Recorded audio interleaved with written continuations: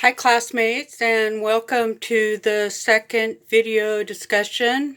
I'm sitting in my hallway trying to find some light to do my video because the power has been out on the West End since 10 o'clock last night, so over 12 hours. Thankfully, my phone is charged up, and I'm real happy for the warmth of our wood stove to keep us cozy.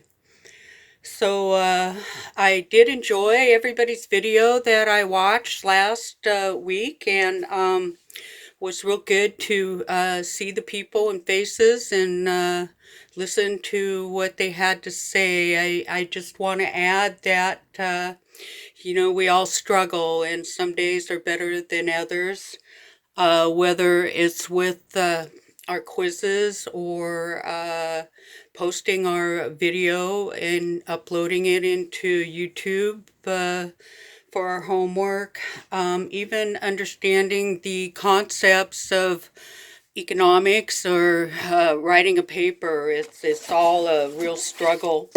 So I do like what the instructor says, is that there is no right or wrong answer, and that gives me a lot of encouragement. So, explain the market failure for our story.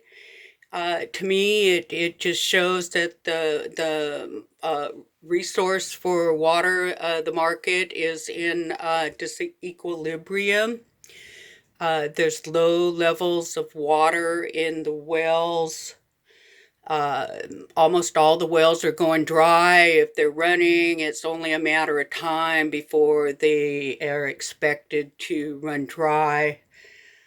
Um, there is a lack of rules and regulations, whether by the state of California, the utility districts. They don't really have an effective system in place that controls the water usage, lack of accountability. The demand for water is there. It probably increases in the summertime. People do like to, fill their swimming pools and wash their cars and probably take extra showers because it's hot. Then the supply goes down because the wells are running low and dry, and then there's no water, comes out of the tap. What are we going to do? Some days it probably does come out of the tap, but there's a lot of grit and rocks in it, so plugs up stuff inside your house.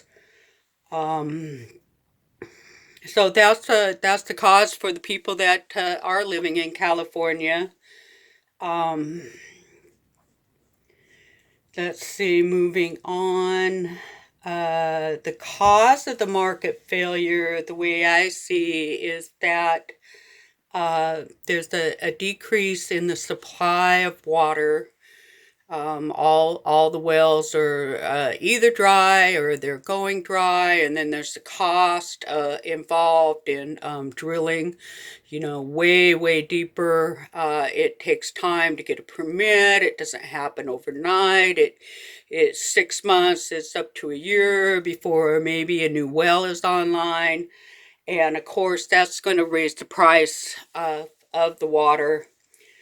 Um, the demand for the agricultural crops is increased dramatically. I know my last trip to California, uh, when I drove down Interstate 5, was just hundreds and hundreds of miles of nut trees in bloom, and bees were being there to, pollinate the trees, and it was just a massive, overwhelming sight of all of these production going on, that the trees are thirsty, they need water, they're not going to bloom, the nuts won't grow properly if they don't get enough water. So the part of the cause of the market failure would be the lack of scope and measurement. How much water is being used, and by whom is using the most amount. The utility companies, are they the ones that are responsible? Do they, oh, well, we get paid for our water. We don't care who uses it or how much it's being used. I think the question would be who uses it the most. So all those play into the cause of the market failure. I want to tell a little story about my family that we share water with. Of course, our family, our neighbors, our little towns that we live in. Half of my family lives in Nebraska, and I usually visit once a year, have been for, 25, 30 years now. And the very first time, I always visited in the springtime, maybe June, May.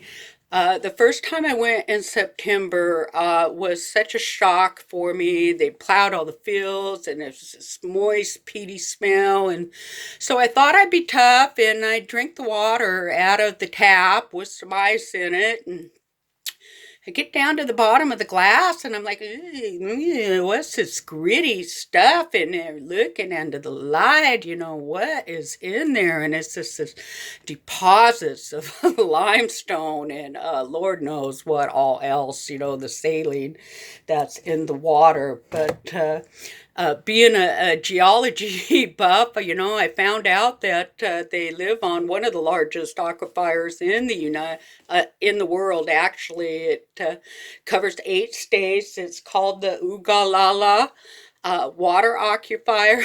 But however, the quality, there's lots of it, but the quality of the water is um, so that's my little story there to talk about, uh, uh, going on would be the next question: is the water being overconsumed?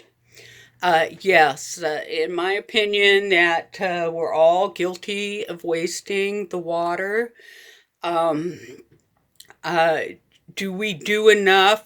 No, I don't think so. I think that everybody should be concerned about how much resources left.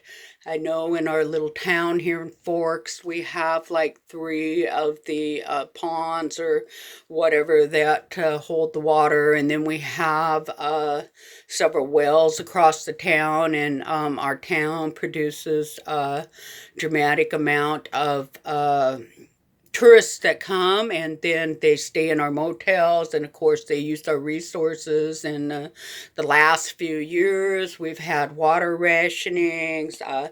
Don't wash your car, try not to water your garden only at certain times, uh, take a shower, or take a bath, not a shower. So those type of things are in place, and it just to wrap up my summary here of the story that we listened to is that I think the future, only the rich are going to be able to afford the water. Or as in this case, to the reference to Mad Max, where it's the baddest outlaws that are going to own the water. So thank you. See you next week.